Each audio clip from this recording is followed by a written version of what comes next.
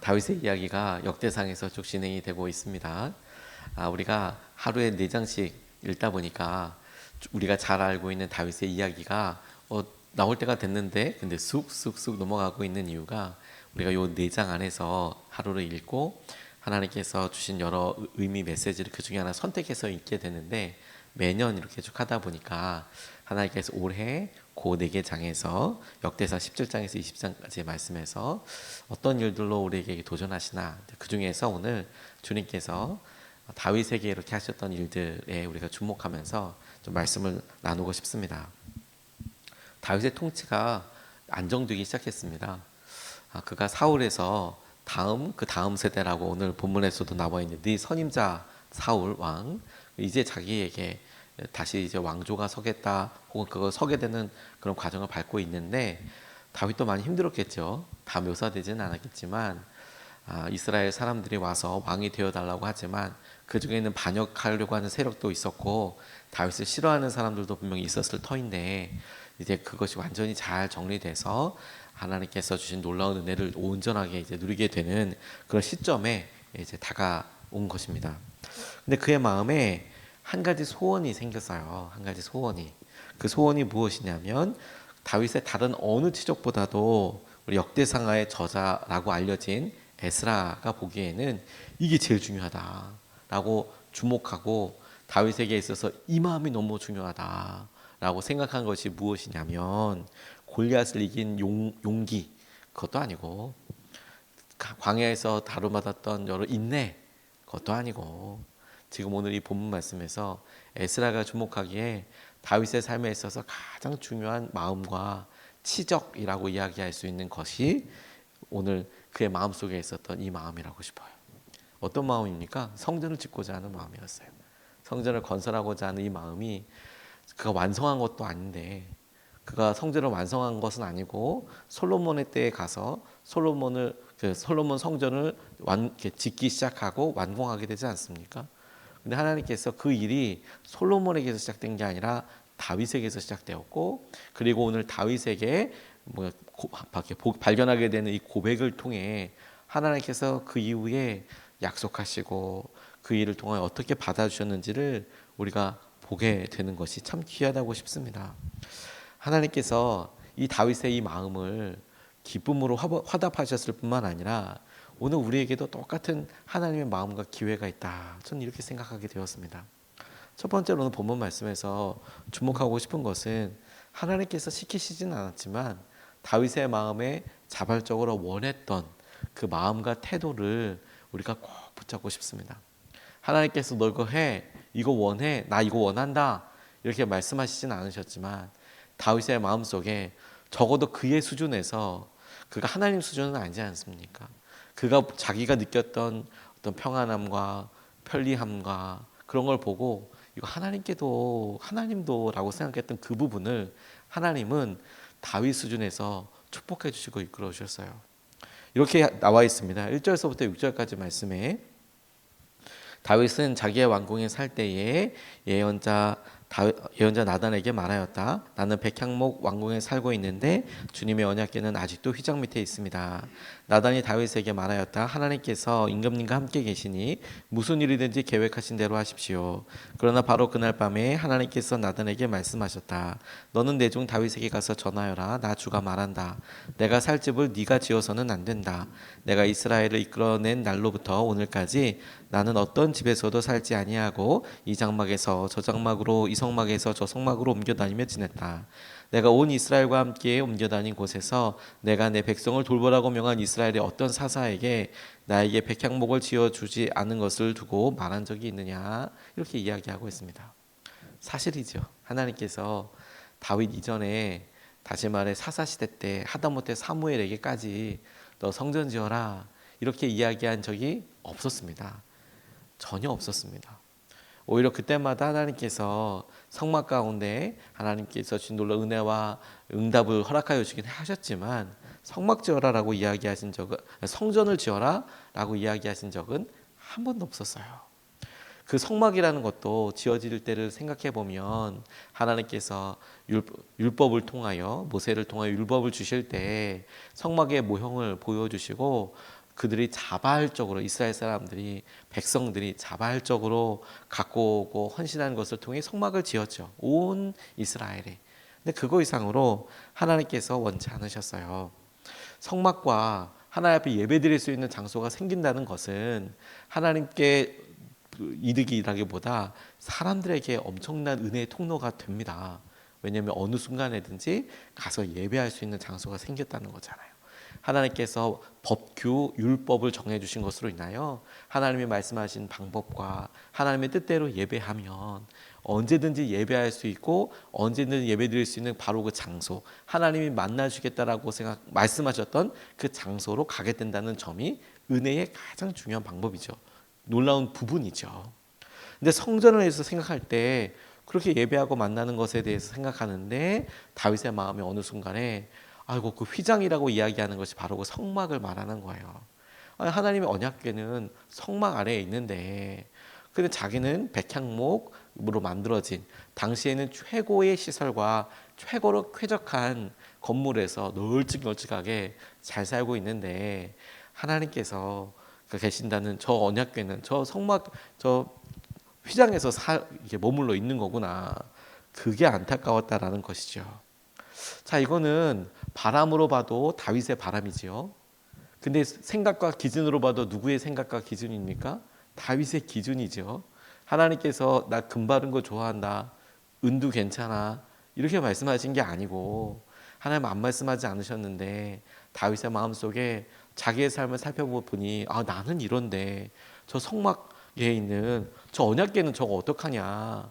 불편함 있는 것도 아니고 사고가 있었던 것도 아니고 그렇지만 다윗의 마음에 그런 생각이 들었다라는 거예요. 그래서 하나님은 한 번도 말씀하지 않으셨지만 내가 이것을 지었으면 좋겠다라는 그런 의중을 나단 선지자에게 예언자에게 전했다는 거예요. 그때 나단 선지자도 그리 하라고 그게 선한 마음인 것 같다고 그리 하자고라고 얘기했다가 그날 밤에 바로 하나님께서 나단 선지자에게 아니야. 그리고 그 이유를 알려주셨던 내용 아니겠습니까? 그런데 여러분 다윗의 이런 행동을 어떻게 생각할 수 있을까? 이 부분이 우리가 주님 앞에 나아가는 순전한 마음과 하나님께서 우리 가운데 행하시는 거라고 싶어요. 무슨 말이냐면 하나님은 화려한 성전을 원하시지 않으셨죠. 그런데 우리도 하나님은 성전이 화려한 거 원치 않으셔 라고 생각하면 마치 우리 부모님은 우리 어머니는 생선 머리만 좋아하죠. 몸통은 안 좋아하셔. 안 먹어. 안 드시는 거 보니까 머리가 맛있나 봐. 생선에는 눈이 있으니까 눈이 맛있나 봐.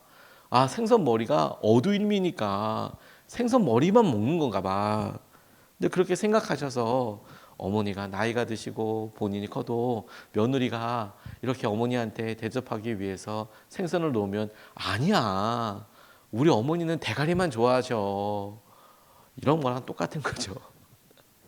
하나님께서 어머니가 그 생선 안 좋아하실 수도 있지만 생선 자체를 안 좋아하실 수도 있지만 근데 여러분 부모님이 그렇게 얘기하셔서 그렇구나라고 그렇게 얘기하는 대로 생각하면 참 그걸 뭐라고 이야기해야 되나요? 배은까지는 아니지만 마음을 참 모른다. 마음을 참 모른다 뿐만 아니라 부모님 마음이 그렇지 않다고 하더라도 그래도 그 자녀의 마음이 철없지 않을까?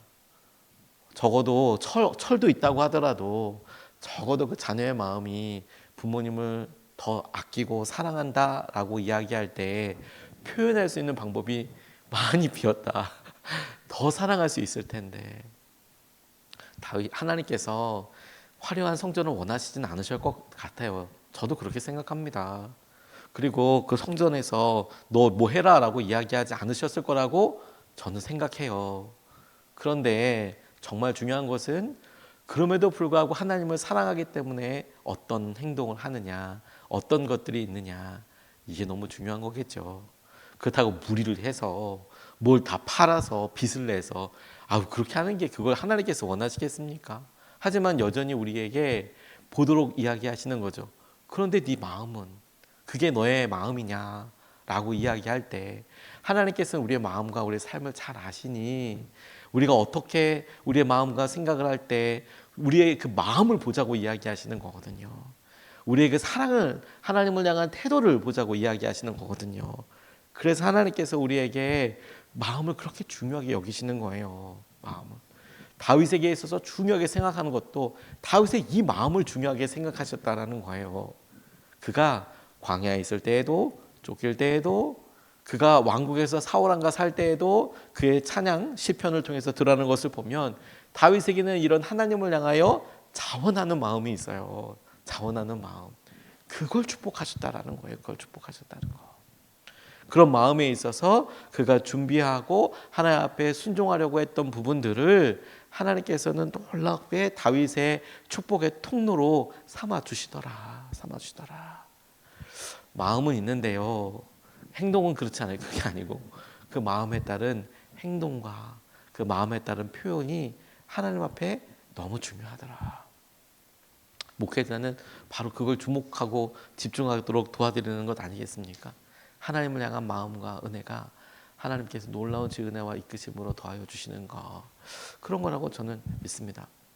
프랑스의 단편 소설가 중에서 아나톨 프랑스라는 그런 분이 계신데 아주 유명한 소설가입니다.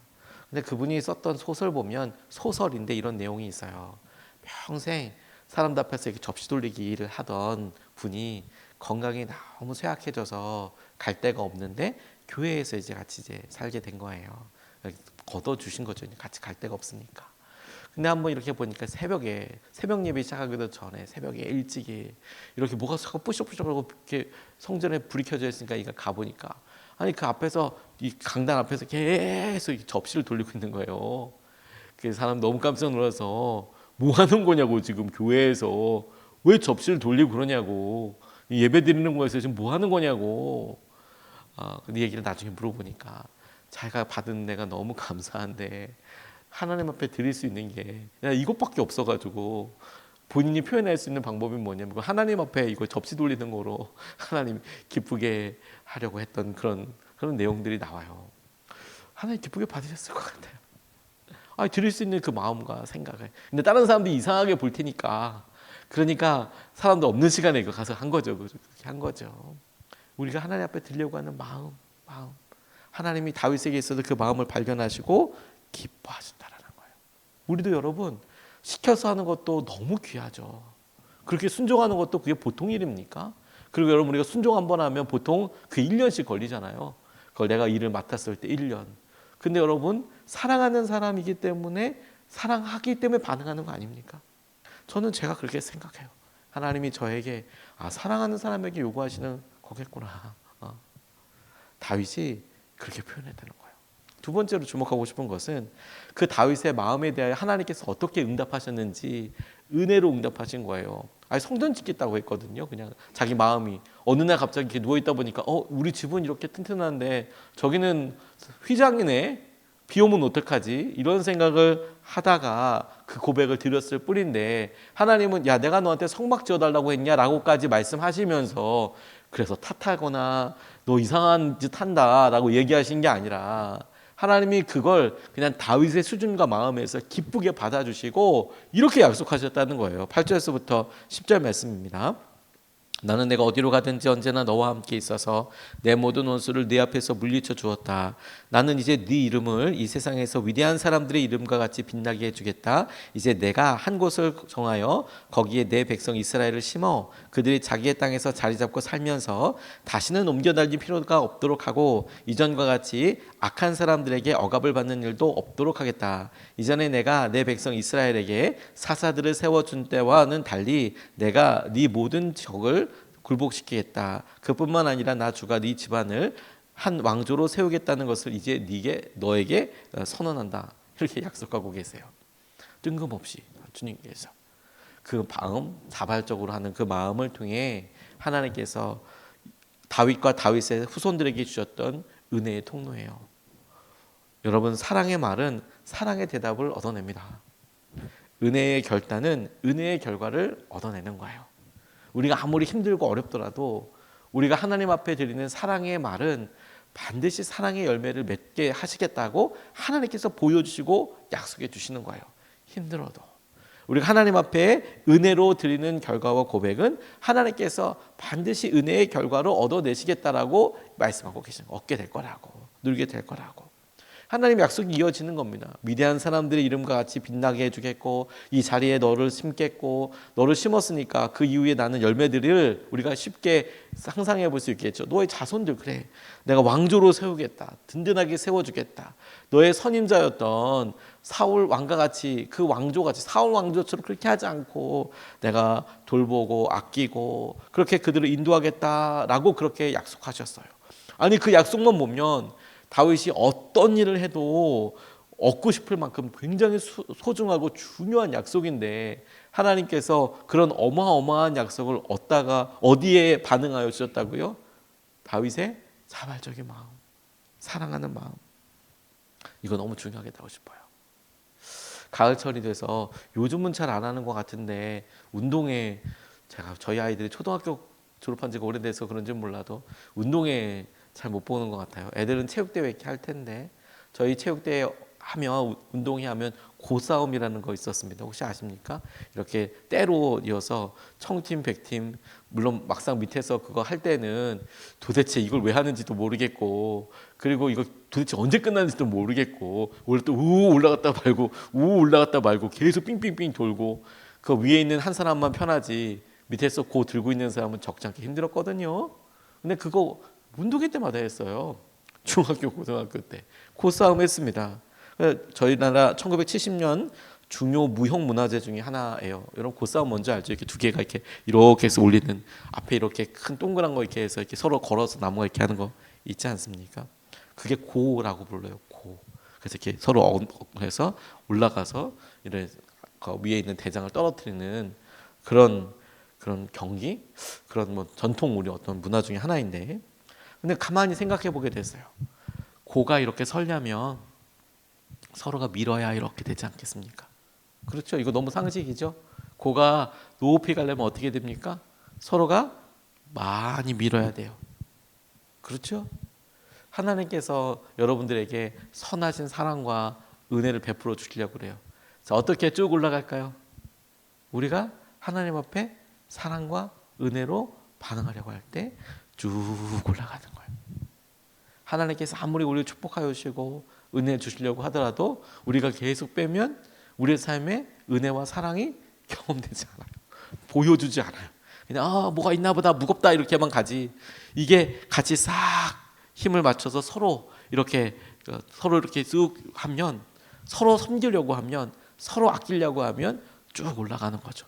사랑도, 부부 사이도 마찬가지겠습니까? 남편만 사랑할 수 있고 아내만 사랑할 수 있답니까? 그런 건 없습니다. 조금이라도 아내와 남편이 그 사랑에 반응할 때 쑥 올라가게 되는 거죠. 하나님과도 마찬가지죠. 그래서 쑥 올라갔던 그 결과가 뭐예요? 다윗에게는 내가 너한테 왕조를 세우겠다, 내가 널 기억하겠다, 내가 너의 자녀들까지도 축복해 주겠다. 이게 하나님의 약속이에요, 다윗에게 있어서. 그리고 오늘 그 약속을 우리가 같이 붙잡을 수 있으면 좋겠습니다. 하나님을 향한 사랑과 마음을 우리가 함께 붙잡을 수 있으면 좋겠습니다. 첫 번째로 우리가 두 가지 말씀을 하는데, 첫 번째로 하나님께서 시키시지 않았지만 다윗이 원했더라, 요 마음을 하나님께서 귀하게 보시더라, 자발적으로 나서는 마음. 두 번째, 다윗의 마음에 대해서 하나님께서 응답하신 은혜를 보니까 그의 평생에 가장 필요하고 가장 소중한 걸 주시더라. 이거 우리가 붙잡고 같이 기도하고 싶습니다. 두 번 나눠서 기도하겠습니다. 첫 번째로, 주님을 위하여 자원하는 마음을 더하여 주십시오. 주님을 위하여, 주님을 사랑하고 주님을 섬기고 할 때, 주님, 우리의 삶을 보고 우리의 경험되는 영역을 보면 더 많은 것을 알지 못하겠죠. 다윗도 어느 날 자기 왕궁에 있다 보니 나는 이렇게 편안하고 안락한데, 저건 뭐야? 성전 성막에 머물고 있는 언약궤는 저거 어떻게 할 거야? 이 생각이 들었다는 거 아닙니까? 단순하게 자원하는 마음이 생겼어요. 저렇게 두면 되겠나? 주님을 위하는 자원하는 마음을 더하여 주십시오. 주님께서 우리 교회를 통하여서나 여러 사람들을 통해서 하나님 하시는 일에 대하여 자원하는 마음이 생기고 그것을 표현하게 하여 주십시오. 우리 첫 번째로 같이 함께 기도하시겠습니다.